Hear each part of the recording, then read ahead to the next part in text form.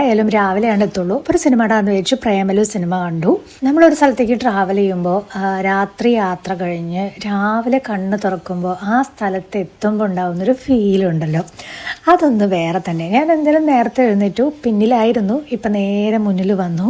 ആന ക്രോസ് ചെയ്യുന്ന വഴിയാണ് എന്നുള്ള ബോർഡൊക്കെ കണ്ടു. അതൊക്കെ നമ്മൾ പല യാത്രകളിലും പല ബോർഡുകളും കണ്ടിട്ടുണ്ട്, പക്ഷെ ഒന്നും കാണാറില്ല.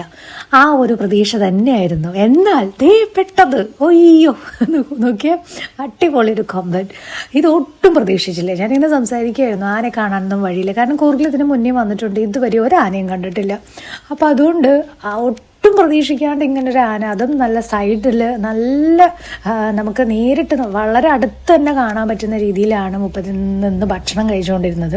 അപ്പം അതൊരു ഭയങ്കര ഒരു സർപ്രൈസിങ് ആയി. നിങ്ങൾക്കും ഇതുപോലെ യാത്രയിൽ ഇങ്ങനെ ഒട്ടും പ്രതീക്ഷിക്കാണ്ട് നിങ്ങളുടെ മുമ്പിൽ ഏതെങ്കിലും ഇതുപോലെയുള്ള ആളുകൾ പ്രത്യക്ഷപ്പെട്ടിട്ടുണ്ടോ? ഉണ്ടെങ്കിൽ ഒന്ന് കമൻറ്റ് ചെയ്യണേ.